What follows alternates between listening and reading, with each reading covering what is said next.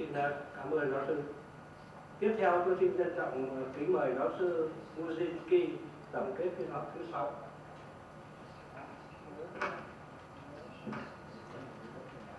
Well, in my panel we had the old hands, so to speak, Hasjim, Hamza, and Ramses, and also a paper from Nguyen Hong Tao. Now, if I think of a theme that would link up the various ideas of this paper, I suppose it would be, more than anything else, with some adjustment, the idea of a regional solution. It seems very attractive. Hasjim talked about there is a new spirit of cooperation, and I quote his words in the region. But he also cautioned us and mentioned that there is still the prospect of conflict. He also mentioned that the South China Sea workshops deserve a Nobel Peace Prize, which I think is worthy of note. It's this new spirit of cooperation that perhaps we can build upon. Ramses talked about various agreements, land agreements involving Thailand and neighbors, Cambodia and the Gulf of Tonkin, and he concluded that this could be a model for the future and it may be relevant for the South China Sea. Abir Hamza talked about an Asian solution. Why not? Asians solve their own problems. This goes to the heart of the idea and concept of a regional solution. Very attractive, alluring, and indeed seductive, but without appearing overly censorious. Let me examine this issue for a moment. Some people were concerned about asymmetric relationships. That is to say that China is too big and the other claimants too small, and they can't get together and unite effectively against the big claimant. But there's another issue that I would like to highlight here with regard to a regional solution, let alone the issue of Asians. Let alone the issue of Asians resolving Asian problems. Who is Asian? Well, we leave that out for the moment. A regional solution, because if all the parties get together, all the claimants get together and negotiate, we would have to take into account some of the issues that were raised earlier in the previous panel involving the lawyers. How do you accommodate historic rights? And some of the claimants insist upon recognition and due respect for historic rights. And that hasn't gone away and will not diminish. So my concern is, and my worry, is that a regional solution would have a certain outcome that indeed, in the long run, may be unacceptable when you think about it. Because recognition of historic rights by all parties may be the price to pay for a regional solution or for an Asian solution. You may have an agreement which, if it's possible, that could vary considerably from what we know as UNCLOS today. Adjustments will be made for the sake of a regional settlement.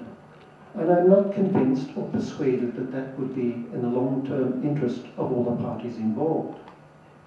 So, if there is going to be a regional solution, I think we have to certainly follow what some of our paper presenters have said. That is, it should be based on international law, it should be based on UNCLOS, and in that connection, I think we should be very careful and somewhat resistant to the attractive and seductive idea of a purely regional solution. A regional solution, but with certain international with due respect for international law as accepted by the global community. So with that note of caution, I will end my remarks.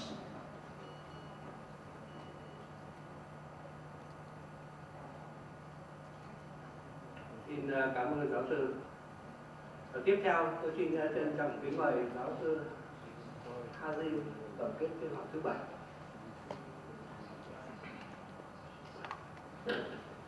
Thank you, Chairman. I think I'd just like to congratulate the organizers of this meeting for having had such a successful meeting within the last 2 days.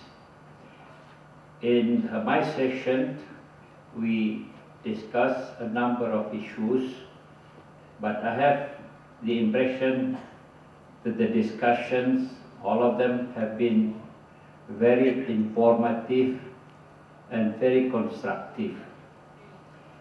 I just hope that it will continue in the future, this kind of dialogue process, this kind of, I consider this part of the confidence building, and therefore quite in line with what we have been doing within the last 20 years or so.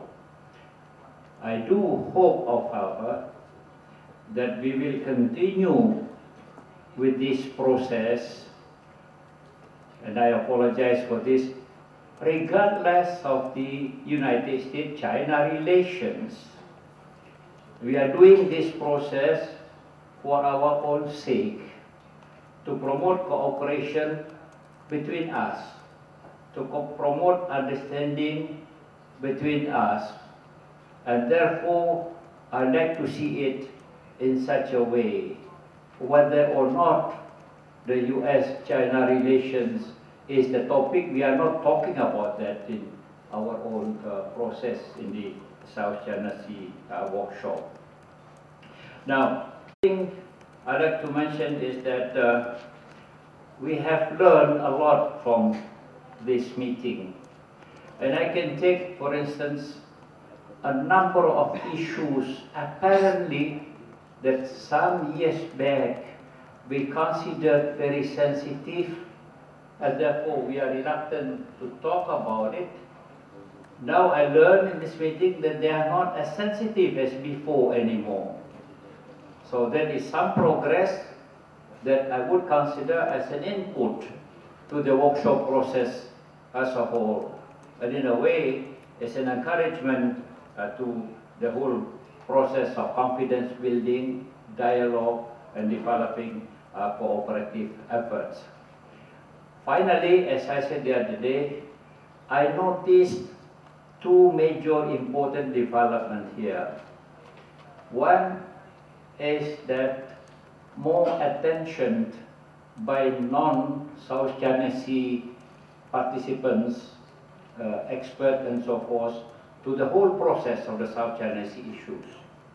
I take it as a contribution, and I take it that in the future we can take more positive and constructive views from that kind of attention. The second point is that I also see now more initiatives are developing in the region as well as outside of the region. We see, for instance, the establishment of South China Sea Center in China, in Hainan.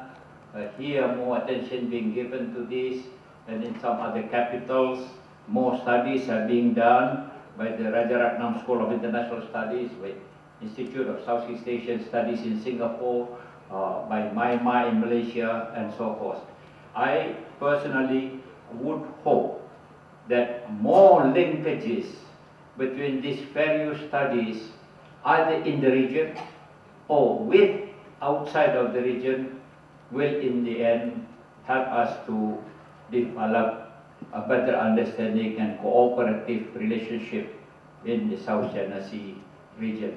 And therefore, Mr. Chairman, I thank you very much for taking this initiative, and I hope that we will continue to cooperate with you in the days and years ahead. I thank you.